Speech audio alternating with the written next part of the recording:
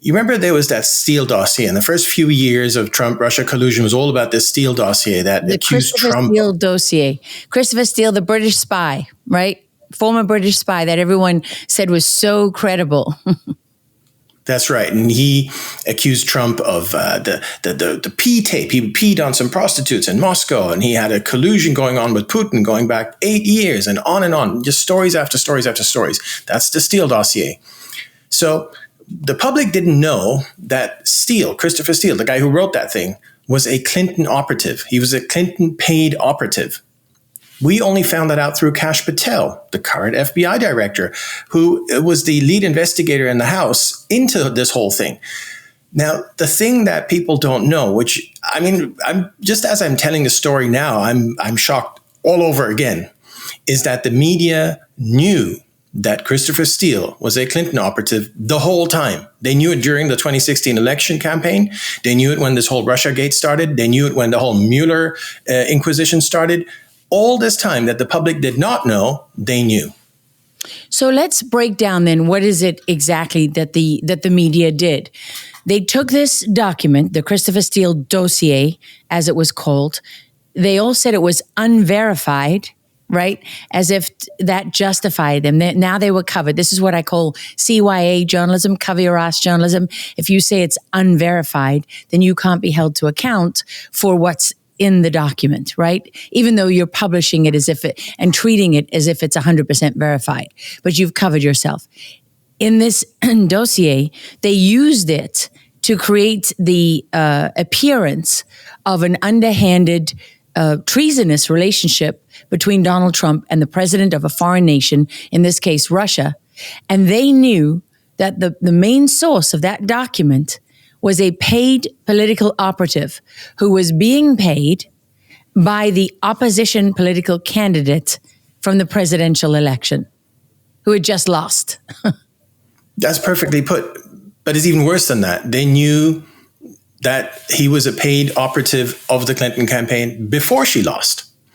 What happened is that the Clinton campaign paraded they flew him into Washington, D.C. You know, again, few people know that, in the summer of 2016. So in July, he arrived in Washington, D.C. And then the Clinton campaign took him into various news offices. They took him to the Washington Post and sat him down inside the Washington Post's office and said, oh, here's Christopher Steele. He's going to tell you about Russia collusion. And they did that to various other outlets in the summer of 2016.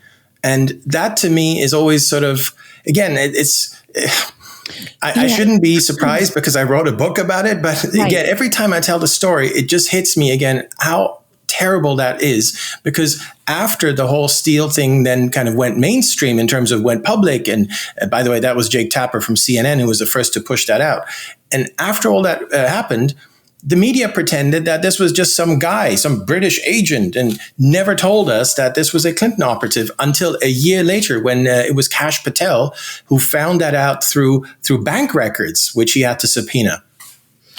You know, you're absolutely right that even though we know this, you know, even though you're saying it now out loud, it does really deserve a moment to pause and think about what that really means. So you're in the midst of a presidential election. You have one candidate in that election flies in a political operative from the UK, by the way, and they bring him in with this dossier that is obviously salacious and fake. It doesn't have a single firsthand source in it. And they don't tell the public. They treat this and they publish this and they treat it as if it is genuine, when they know perfectly well that it is completely and utterly tainted. Because there's how many laws in the United States did that break? Just doing that. I didn't count, but it's absolutely horrendous what they did. And again, that it's not speculation. It's not us thinking that maybe they knew or whatever. No, we know this. We know that he was paraded to all these media outlets. So they, even if they claim they don't, how do they know what's in the dossier and whether he got it right or not? Well, they can say that, but what they cannot say is that they didn't know he was a Clinton operative. Well, they also didn't make it public. Yeah. That's the thing, is when they reported on this, they didn't say how they were introduced to Christopher Steele. They didn't say that he came to them via the Clinton campaign. That would have changed everything for the public. You know, if Donald Trump had done the same thing, if he had flown in, a former British spy who said that Hillary Clinton had been, doing salacious things in a foreign country, they would have put that in the articles, wouldn't they? Oh, for sure. Then they would have used it to absolutely trash Donald Trump for doing that. And then on top of that, they gave themselves Pulitzer Prizes for their reporting. Which, by the way, Trump is still suing to have revoked, which is one of those highly endearing things about him, where a lot of people might say, well, forget about it, who cares, or whatever. I love the fact that he's still pursuing them exactly for that, because you're absolutely right. It's such an important thing that not only did they lie, concealed, and basically colluded with, not even basically, they colluded with the Clinton campaign to keep all this secret, both during the election and then after, when Mueller came after Trump. But, as you say, worst of all, then they went, maybe not worst of all, but kind of cherry on top, they gave themselves prizes for doing that. So I look forward to the day when those prizes get revoked. Well, this is about something other than, vengeance, for example, or retribution, right? This is about honesty. This is about the truth, is that your prize doesn't mean anything if you literally give it to people for a story that was completely and utterly made up. And, there's no shortage of journalists who like to point out that that with my reporting on Benghazi, there was a source in the story who was supposed to have lied.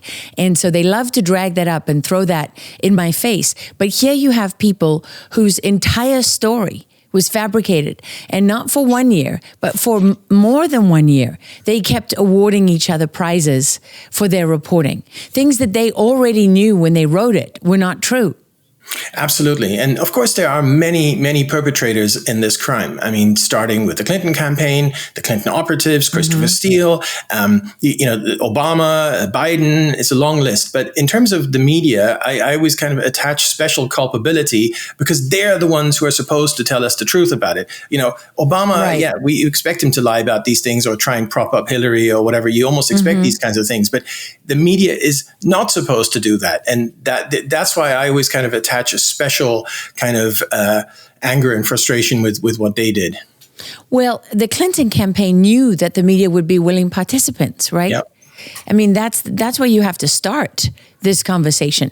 How is it that the Clinton campaign could be so certain that members of the media would not expose them for what they were doing, would not question what they were doing, and then would go along with it? This is because basically this was a massive deception. They got Christopher Steele to create a fake document that was meant to be both an embarrassment and an indictment of Donald Trump, and was meant to alter the results of the 2020 election. But not just that. If you look at it, they were busy with this when they knew that they were going to cheat in 2016, they were pretty sure they were going to win that election, because they barely campaigned. There were even Democrats who commented on the fact that Hillary Clinton barely campaigned. And so what was their real purpose? They were planning on using this against Donald Trump to make sure that he never ran again.